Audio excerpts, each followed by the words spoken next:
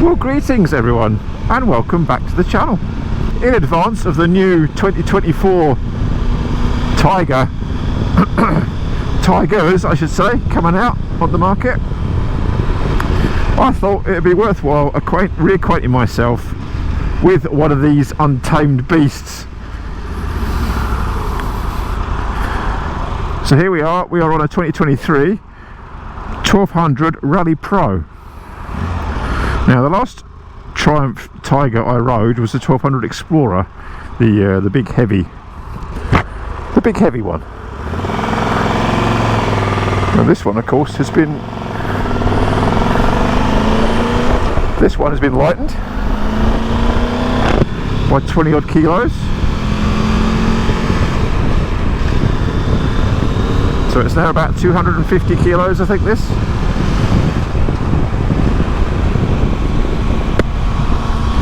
About 250 kilos, and we're talking 148 horsepower, 96 pounds of your very best torques. And yeah, this is the first time I've actually sat on one of these new ones anyway, and the first time I've ridden this. It's very smooth, lovely comfy seating position. I've actually just adjusted the seat actually so that it's got two notches underneath the seat at the front and the back, and there's a shaft that nestles within there's a metal shaft that goes in the little pin sockets, and it just adjusts the height of the seat. So this is now on the highest setting on the front and the rear, because you can adjust the front and the back independently depending on how you want the saddle seat to be pitched forward or back or flat. Yeah, I actually adjusted the seat up because I felt that it was a little bit low, and I'll be honest, with the screen itself, I'm not finding much change adjusting the screen up and down, as nice and as easy as it is. But lovely engine, obviously retuned speed triple 1200 RS engine, but very comfy, plenty of room. I've actually got my son on the back. He's 16 and he's nearly the same height as me, nearly 6 foot, I think he's about 6'2". And to be honest, I can honestly say that I don't even know he's really there. Plenty of space. The new one's been updated apparently there's been some vibrations to the bar, but I don't really find the bars that bad, so interested to know anyone that's got these longer term, how they're faring with regards to the vibes to the bars. There's a little bit of vibration, but it's nothing out with the ordinary, I'll be honest. But yeah, the 2024 model, apparently they've adjusted the vibrations in the engine due to the T-plane crank. They can actually tune the vibrations to suit, according to all the spec on the new one. But not having ridden the new one and never having ridden this one before, this is just a start for 10. But plenty of power. It goes like an absolute rocket ship, as you'd expect for a 148 horsepower bike to have. Very comfy, effortless power. Although this bike I think is 18 and a half, 19, just over 19,000 pounds I think for a new one. Space wise it's pretty good. I did notice when I first got on it, this if you can see that down here, my knee gets caught on this cutout down here. It does press on it. It's a bit better now that I've adjusted the seat up a little bit.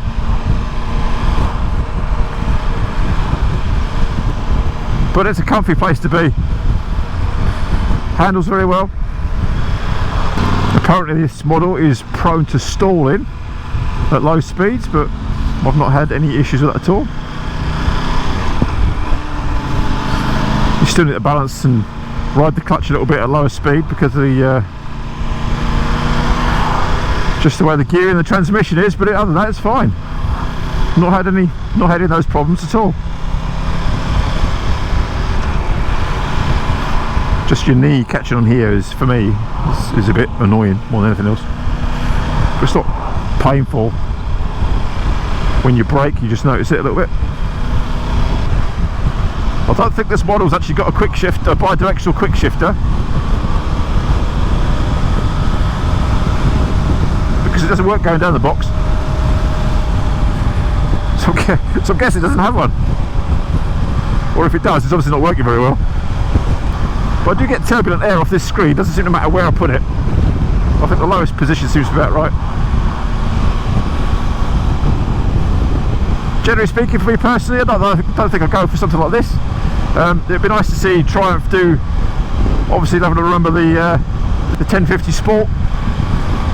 Now that's a bike that I was very close to buying at one point. I think if I could put this 1200 engine and make a new 1200 Sport, that would be really, really good. I can't imagine why you'd want to take one of these things off the road. It's too heavy. Are you turning right or are you going straight on? You're going straight on. Okay.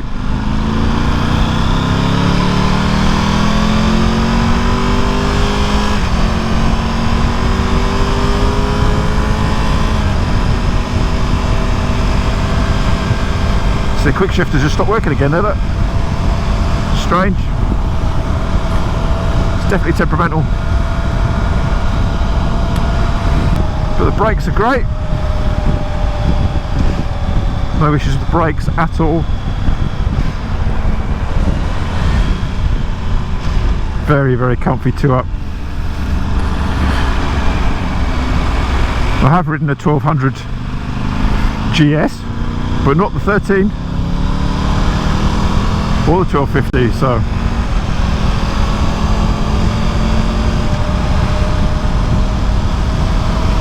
bit of noise off the tyres at speed, but there's absolutely no issues in the transmission at all. Being a shaft drive, it's very, very smooth.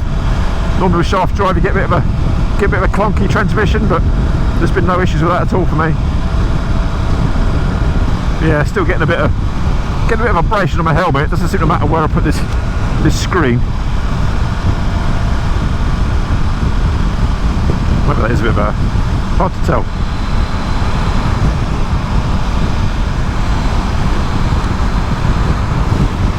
Very easy to adjust though. Cruise control, of course. Heated grips. Bluetooth connectivity. What more could you want? You'll certainly be interested to try the 900, the new 900 out. Having ridden the XRT,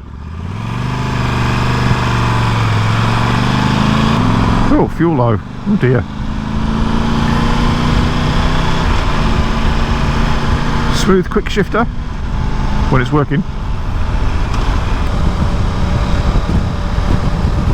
The dash moves across there. It's quite nice, like a 3D effect. Not a massive amount of space on the seat itself, but you don't really feel like you need to move around on it. Firm but supportive. Not much vibration through the pegs, no major vibration through the bars, so I'm not really too sure if this one's had the, I think the rally ones had the anti-vibration put into the bars themselves on the clamp, some sort of anti-vibration mount. But yeah, these ones here, they've got an anti-vibration mount at the bottom of the clamp there, as you can see. I think the bars are right. This doesn't vibrate any more than anything else. And it's just effortless, absolutely effortless to ride. Last big touring bike like this that I rode was obviously the V-Strom 650 that I took over from Dad after he passed.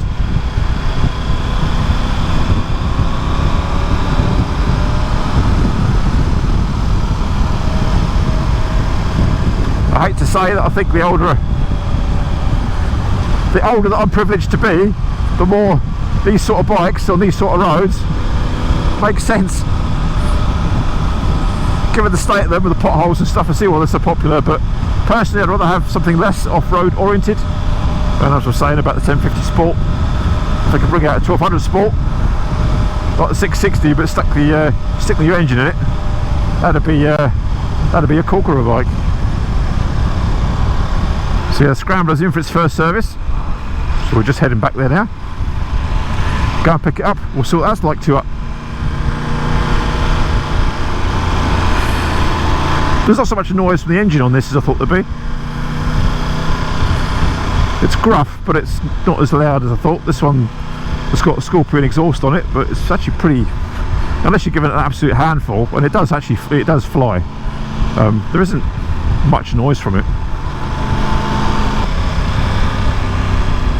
But the reach to bars is good, it's very ergonomic, it's absolutely perfect.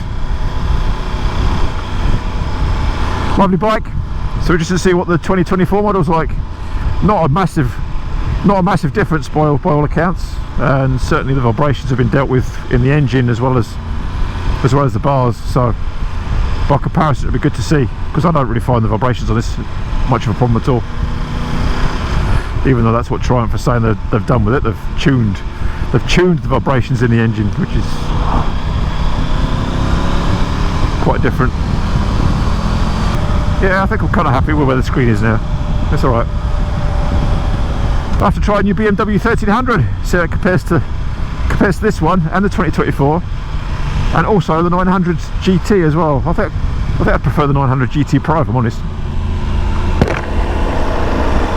A bit more of an evolving engine.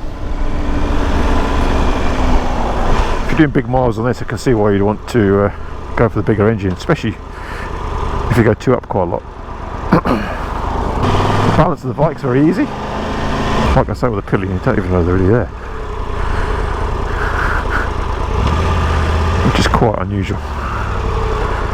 Right, let's get some fuel.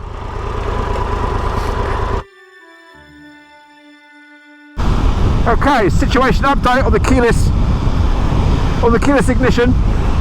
Handy for the fuel cap. Probably because I don't know how to use it that well, but I don't particularly like it on the ignition switch. It's a bit of a pain in the neck, I'll be honest. 20 litre tank, this one, as this is the Rally Pro, not the Explorer. The Explorer's got a 30 litre tank, which is quite substantial. That is a lot of fuel. But I'd like to think this is good for at least 200 miles. And about 45 miles to gallon, I think. Would I buy one? Possibly. I quite like suspension adjustments you can make with it. They're quite cool. When you move the stick over, which is the same as what it is in the 765, you get into this menu here at the front. I don't know if you can see that. Then you go into the bike settings, select that. You can either go into the riding aids, or you go into the damping, so you can adjust that into sport if you want to.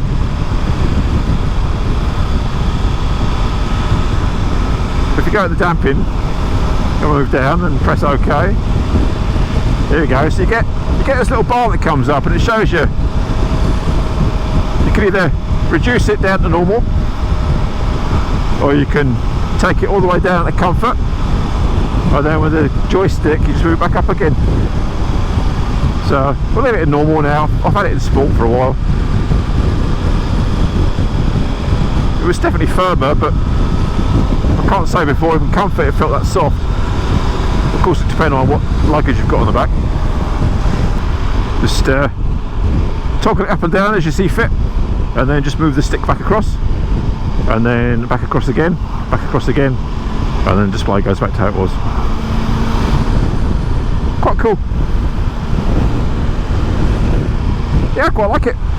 It's alright. I'll be honest, I think the engine doesn't have a lot of character. I think it's missing that triple whine that obviously so used to having. Especially my dad's 800 XRT, when he had that with a Yoshimura RS3 pipe on it, that used to rip. It sounded absolutely fantastic, and it had a bit more character. And I think this is the engine you would have if you were doing a lot of two up riding. Then the 1200 is the engine you'd have, I think. But again, it's only biased based on this current test ride. Be interested to try out the 900 and see how much less torque and roll-on power that's got by comparison. But that's a 2024 model, so hopefully we can get a ride on that as well. Get a ride on the more modern equivalent and see if there's any different. I really don't think the vibrations on this model anyway, much of an issue at all. But having watched the Bennett's test ride on the 2024 model, it does seem that Triumph have done a fair bit to try and address people's complaints regarding the vibrations, but I'll be honest, I think it's fine. Bigger issue for me is the screen and the wind turbulence off the screen, but because these positions don't seem to do much. But I guess it depends how tall you are. But I think I found the happy medium where it's currently sat now, which is actually the highest position. It's just getting used to it again, of course, because it's quite a different kettle of fish compared to the street or the VFR.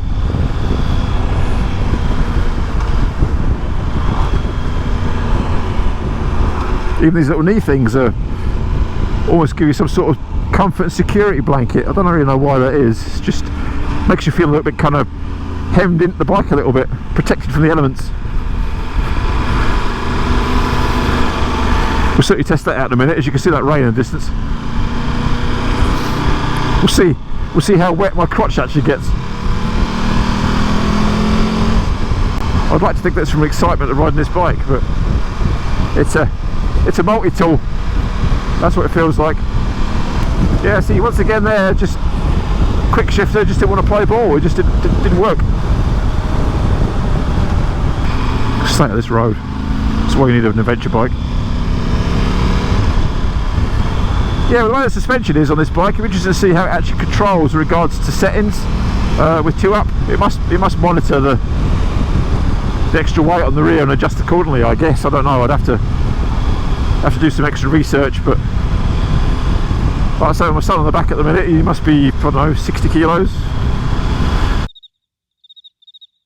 That's why you like that helmet. It's got a seat belt. I like it because it's got that. Oh, okay.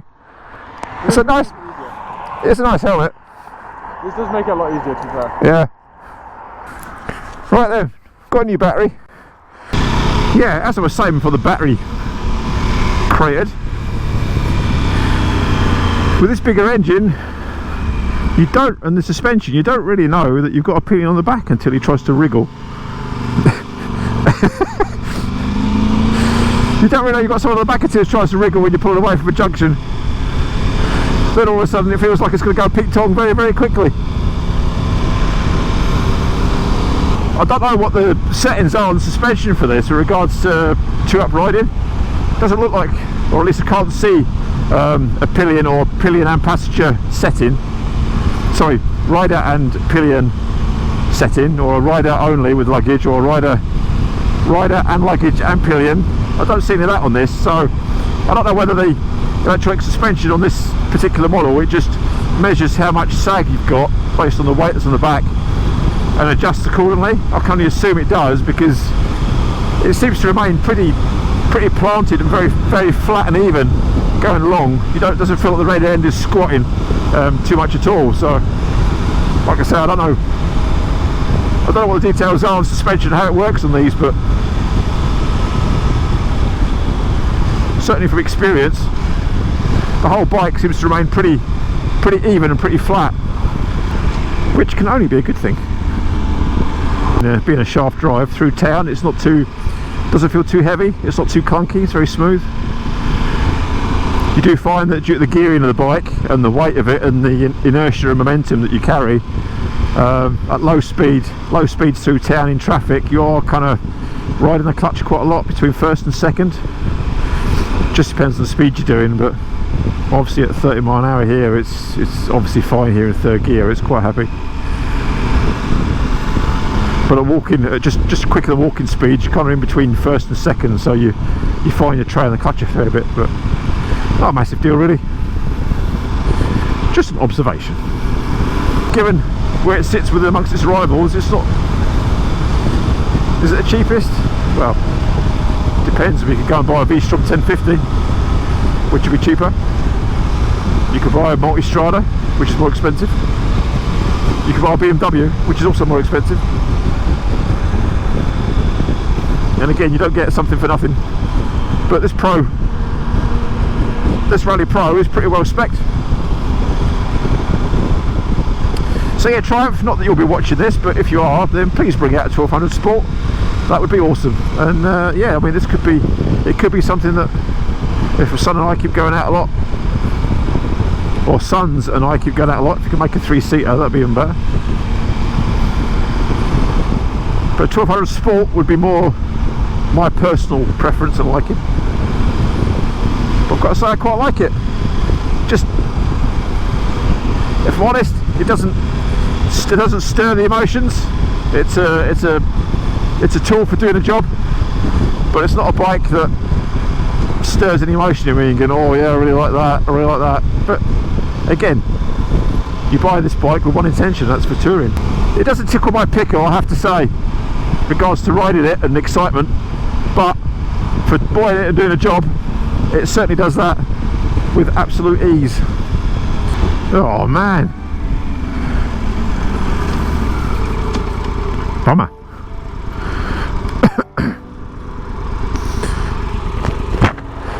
Yeah, I must admit, I think I prefer the seat in this high position. It just feels a bit better. But certainly in a high position, I mean, my feet, they're not. Once I've got all my weight on my feet when I stand up, it's, yeah, I'm well straddled. Yes, we'll have a 1200 Sport, please, Mr. Triumph. With a few gadgets and gizmos, that'd be very nice. That 1050 Sport was very good. So a 1200 version would be even better. As we arrive back at Triumph Aberdeen, once again, thank you very much to Sherlows. Thank you very much for sticking and tuning into the channel, and we'll catch you again on the next video. Oh, headbutt and off. How was that? It's okay. Was it alright? No. Was it okay? We'll turn it over and we'll take this bar and we stick it back to where it was, which was there, just the height of the seat, and then take that one and move that one to there. Lower down. There we go. Yeah. And then we stick it back on like that. Maybe. Oh, hang on. Try not to damage. There we go. Easy as that. Stick that back on there like that.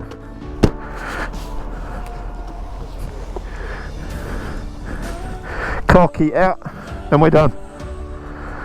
Nice.